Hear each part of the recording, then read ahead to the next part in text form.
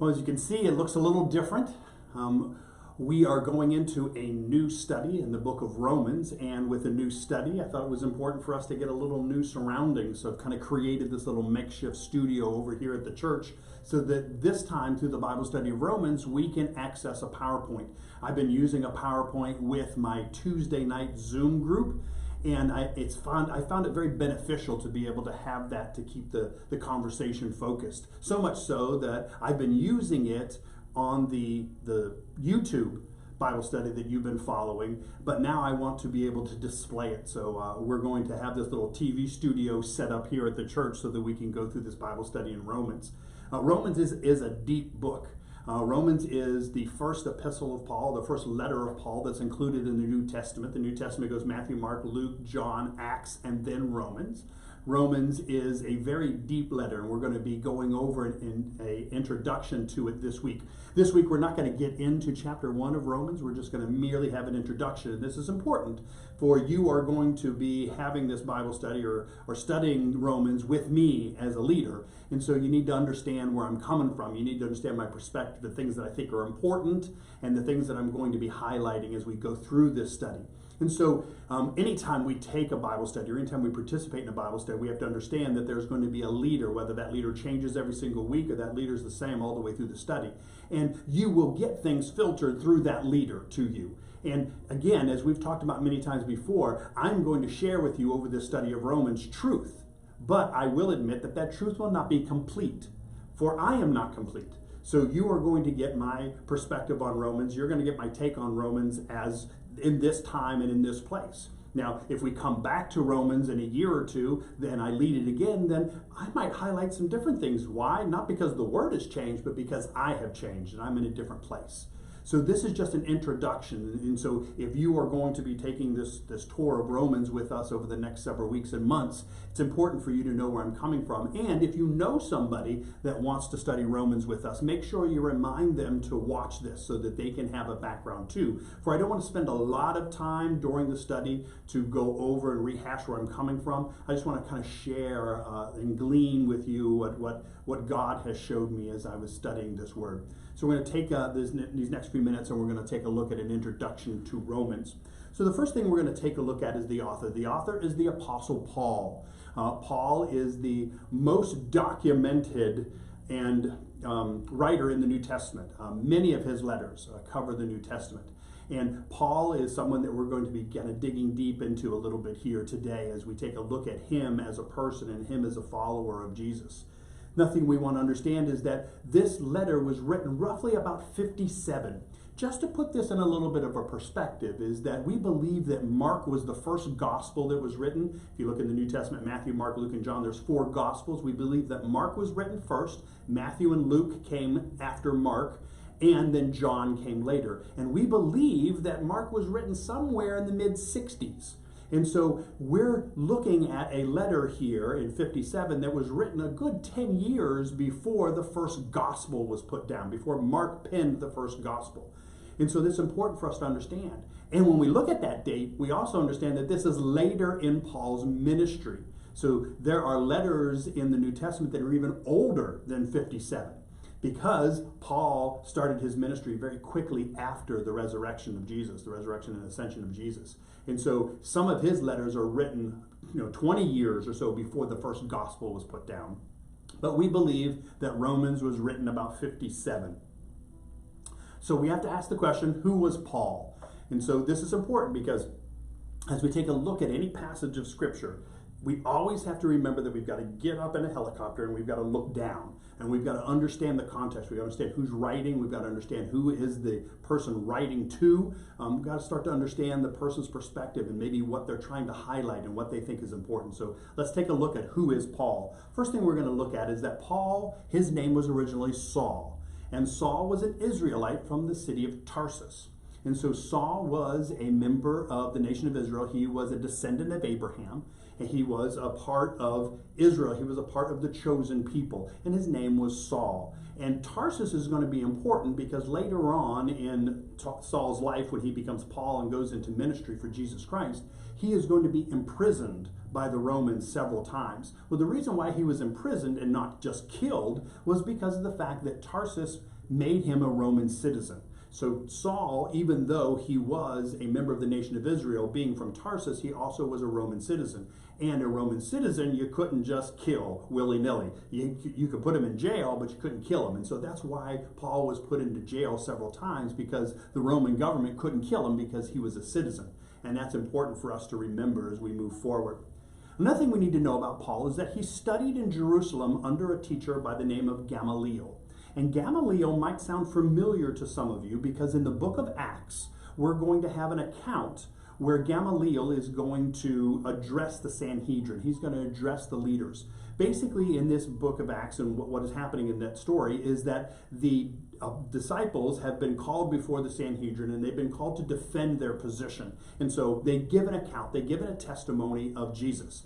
And so then they ask him to leave, and the Sanhedrin, the ruling body of the nation of Israel at that time, has to make a decision what they're going to do with these disciples of Jesus. And so Gamaliel stands up and he makes this very profound speech to them, basically saying, in shortening it down, basically saying, if these guys are with God, then they're going to be successful. If these guys are not with God, then they won't be successful. So basically, let them go, let them do whatever it is that they want to do, because if it's of God, it's going to be successful. If it's not of God, it's not going to be successful. And that is Gamaliel's big speech in the New Testament. Well, Gamaliel was Saul's teacher. So Gamaliel was the one that instructed Saul and trained Saul. When we take a look at what Saul did in his life and his life before he came to meet Jesus, he was a chief persecutor of Christians. After the resurrection, after the ascension, when there was this movement happening in Jerusalem where the disciples were sharing their testimony. If you remember in the book of Acts, there's this story of Pentecost that happened after Jesus' ascension. And that's when the tongues of fire came down from heaven and the disciples started to speak in different languages and people started to hear the good news of Jesus in their own native tongues. And well, that kind of movement, that kind of disturbance within the culture caused people to pay attention. Well, one of the people that paid attention was Saul, and Saul felt that what these people were doing was wrong. Saul felt that what the followers of Jesus were doing was heresy, and so he believed that it was his responsibility to take care of the heretics. It was his responsibility to take care of these followers of Jesus, to get rid of them, to persecute them. And I bet if we could go back in time and we could find ourselves walking on the street with Saul during this time, that Saul would have believed 100% that he was doing the will of God, that he was doing what God was calling him to do, was doing what God was blessing, because these heretics, these people that were following this crazy man, this Jesus, they were wrong. And they were leading the people wrong. They were leading the people astray. So he was the chief persecutor of Christians. In fact, in the book of Acts, we have record that the first disciple that dies is a disciple by the name of Stephen. And Stephen was stoned to death. And stoned to death means that they thought he was a heretic. They believed he spoke heresy. So they would pick up rocks and they would throw the rocks at him until he died. Well, in the book of Acts, there's a reference to the fact that when they were getting ready to stone Stephen, that the people who were participating in it came and they laid their cloaks at Saul's feet.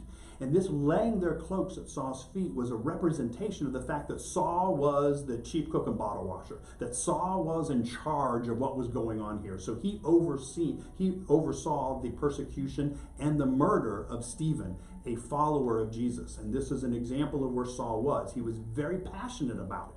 He believed wholeheartedly that the followers of Jesus were wrong, and he needed to make sure that they were taken care of because he didn't want them to lead anybody else astray. And it's this persecution of the followers of Jesus. They didn't have the term Christians at that time, but we'll call them Christians. This persecution of Christians that Saul was carrying out was the very thing that brought him to a relationship with Jesus. For he converts after he meets the risen Jesus on the road to Damascus. The story roughly goes something like this. And again, you can go to the book of Acts and you can read the story for yourself. But basically the story goes that Saul was in Jerusalem, and he was saying, I've heard that there's a grouping of followers of Jesus in Damascus, and they're causing a problem. Give me permission to go to Damascus so that basically I can arrest them. Basically, I can persecute them. And so the Jerusalem church gave him permission. They gave him an order, rolled it up in a scroll, and handed it to him so he could carry it to the church in Damascus, which would give him the permission to carry out this persecution of the followers of Jesus. So as he was on the road to Damascus, he encounters the risen Christ. The risen Christ comes to Saul himself. And in this encounter, Saul is struck blind. He can hear, but he can't see. And so he is taken into the city of Damascus, and there he meets a disciple of Jesus, and he is healed of his blindness, and he goes through this conversion experience. And so he believes that Jesus is the Son of God, his Lord and Savior. And so this is the conversion that Saul has on this road to Damascus. And in this conversion experience, Saul becomes Paul. And so his name now is Paul. It's really the Greek version of his name, and we'll understand that that's important based on his ministry that Jesus is going to give him. But this is roughly how he converts as he's going to persecute Christians, going to persecute followers of Jesus. He runs into Jesus, and he is struck blind, he is healed, and this whole experience changes his heart and transforms him into who we know now as Paul, the author of the book of Romans. And so this ministry that Paul was given was to the Gentiles. And that's one of the reasons why his name was changed from Saul, his Hebrew name, to Paul, his Greek name, because his mission specifically wasn't to the nation of Israel. His mission specifically was not to the descendants of Abraham. His mission was to the Gentiles, to the people who are outside the nation of Israel, the people who were pagans, the people who are worshiping the Greek gods and worshiping cows and worshiping all different kinds of gods. Maybe not even worshiping at all. They're pagans. They're outsiders. And Paul is given this ministry specifically to them. Not that he thinks the Jews are unimportant, not that he thinks the nation of Israel is not important, but remember, there's 11 other disciples that got that one handled. The disciples that were in Jerusalem on Pentecost, they've got that taken care of. So he's going to reach out to the Gentiles. And this will cause problems in his relationship with the early church, because even the 11 disciples who were leading the church in Jerusalem struggled with the notion of allowing the Gentiles to be a part of the salvation that is theirs in Jesus Christ. But that's a conversation for another day. It's important just for you to know that his mission, his focus was to the Gentiles. Thus, the reason why we're studying a book called Romans, because it's dealing with the church in Rome. So speaking about Rome, Paul was imprisoned twice in Rome.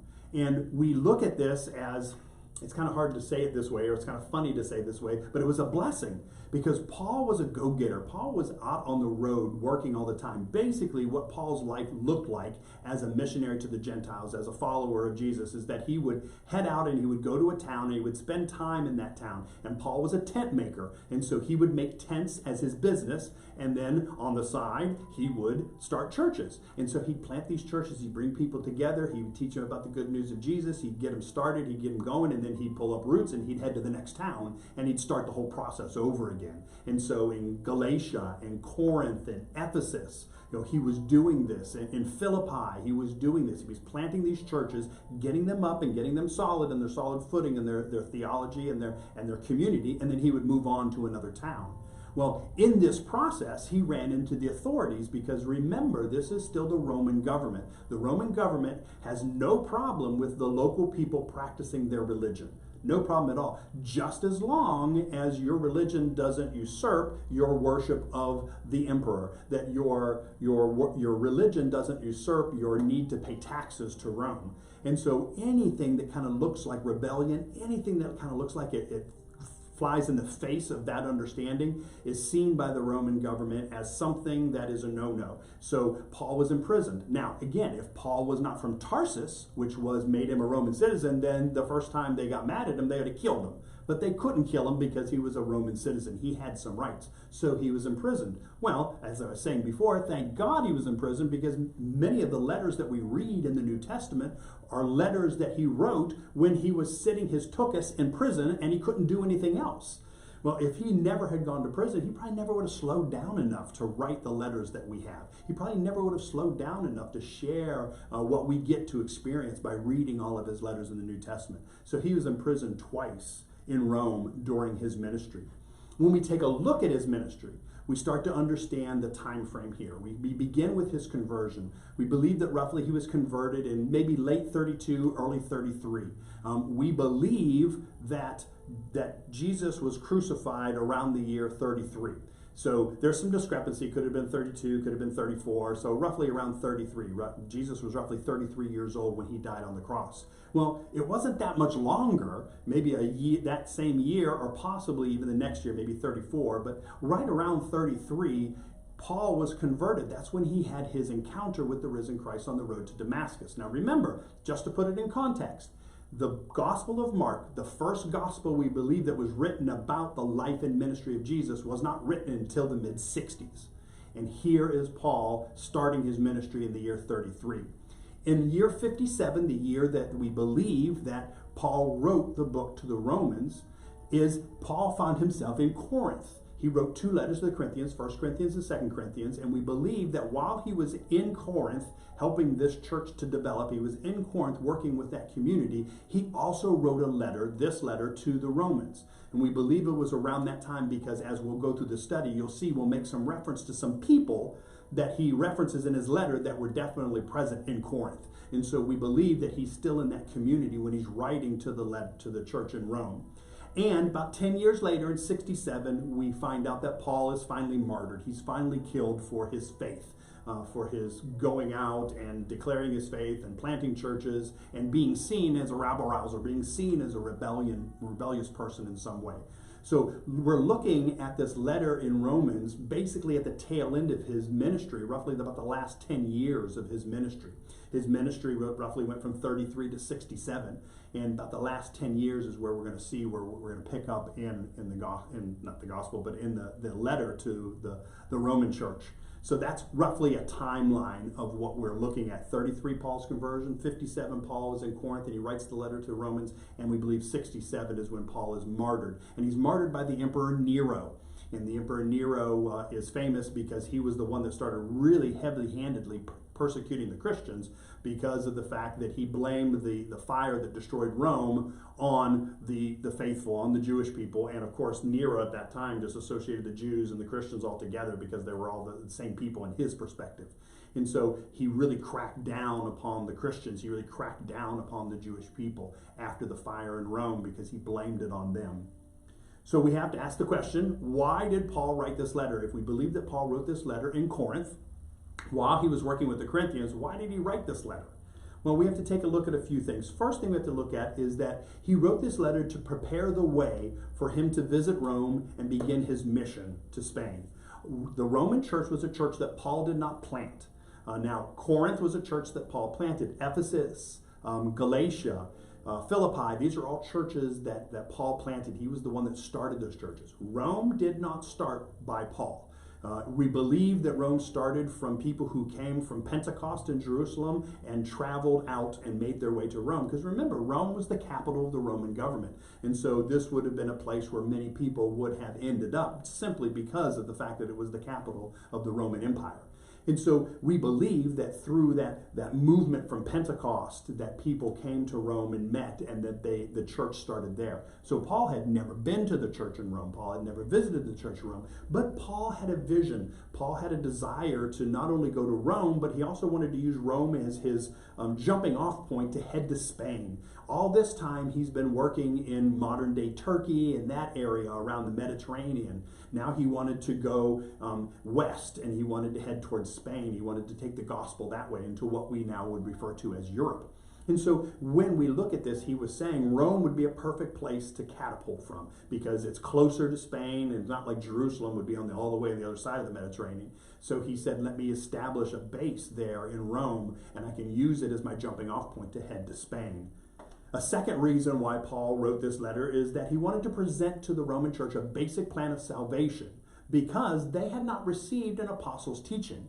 As far as Paul knew, not one of the apostles, the original 11 that were with Jesus, had gone to Rome and taught them. They had received knowledge and information from somewhere, somehow, someone, and they had taken that to Rome and they had built their church. Now, he didn't understand, he didn't know of any like theological problems. We don't see that. In some of his letters, we see that Paul's dealing with theological problems or doctrinal problems or community problems, because he addresses them in his letter. This is how you handle this. This is how you believe this. Well, in Rome, we don't see those kind of problems, because in the letter to the Romans, he doesn't share any problems. He doesn't say, because you believe this, this is the problem.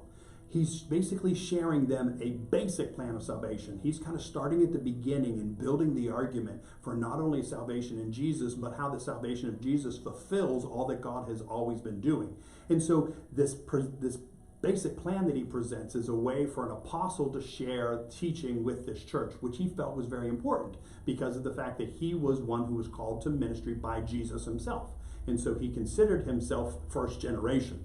So he wanted to share his knowledge to this church that maybe had never had the benefit of that kind of knowledge before. So number one, he wanted to use Rome as a jumping off point to go to Spain. Number two, he wanted to write to Rome and he wanted to visit Rome because he wanted to share the apostolic teaching with them. He wanted to basically share with them what he knew. The third reason why Paul wrote this letter is that he wants to explain the relationship between Jew and Gentile and God's plan of redemption. In Rome, in the church, you had both Gentile Christians, people who were worshiping a cow one day, believed in Jesus the next day, and found themselves followers. And you have people alongside them who are members of the nation of Israel. They were raised in the traditions, they were raised in the customs, but that they have come to see Jesus as the Messiah. They've come to see Jesus as the chosen one, so they follow him too. Well, those two groups of people come together and they've got very different perspectives on things. You know, a lot of the times Jewish people in this day felt it was very important for a Gentile to be Jewish before they could be Christian. You have to follow all the Jewish customs. You have to follow all the Jewish practices and laws so that you can be a Christian. And Paul's going to be very clear about teaching in this letter and other letters how you are saved by grace through faith. Not through your actions, not through the law, not through your customs, but through your faith. And so he's going to spend some time explaining that, because this church in Rome would have had a large number of Gentiles, but also too a good number of Jewish Christians. And that was important. So the three reasons as we go into Romans, and we're going to be touching on this out throughout the story, is that number one, he wanted a launching point for his new ministry, his desired ministry in Spain, a ministry that sadly would never happen because he would be martyred, but a ministry into Spain. So he wanted to go to Rome to meet them so that he could start a community there, or secure a community there that could serve as his home base as he goes to Spain. Number two, he wanted to share with them the apostolic teaching that he believed they didn't have. So he wanted to give them the nuts and bolts, the ABCs of the faith, and have them to understand the significance of their relationship with Jesus. And number three, he wanted them to be very clear about the no delineation between Gentile and Jew. In Jesus, we are all one. We are all the same. And so it was important for him in that community, which he knew was diverse that way. He wanted to be able to have them come together and to live together. So it was important for him to share that. And we'll see all three of those demonstrated as we go through the story. So that's basically our background of the letter to Romans. There's so much information in here. If you are just starting this study with us, this is a wonderful study for you regardless of where you are. If you're a new believer, this is going to give you every single thing that you need to understand the foundation. If you have been a follower of Jesus for a very long time, there's going to be a lot of reminders in here, but also too, there's going to be some wake-up calls here, some things that maybe you have let slip or let slide, or maybe things that you have forgotten about. This is a very good introduction. Likewise, if you're going to be going through this study with us and you are not a follower of Jesus, you have not taken that step yet, then this is going to be a very good way for you to understand what you're looking at. At the end of a study of Romans, you will be an educated consumer. And so you will be able to know without a shadow of a doubt whether you buy this stuff or not, whether you're able to believe this stuff, whether you're able to commit your life to it or not. And so all aspects, all spectrums are allowed in this study because everyone is welcome here. And this is going to be a wonderful way for each and every single one of us, regardless of where we are on our journey, to be able to learn and grow. So next week, tune in and we are going to begin in chapter 1. and we're just going to start plowing through, and we're going to start studying these words of Paul and the implications not only for the church in Rome, but also for our own lives. So until then, I pray that you stay safe. I pray that you stay sane. If there's someone that you know that would like to start a Bible study, but maybe because of the pandemic they're afraid to go with groups, then this is a wonderful way for them to do it, to be a part of this study. Invite them to be a part of this study with us. Invite them to watch this introduction so they understand where we're coming from when we begin into Romans.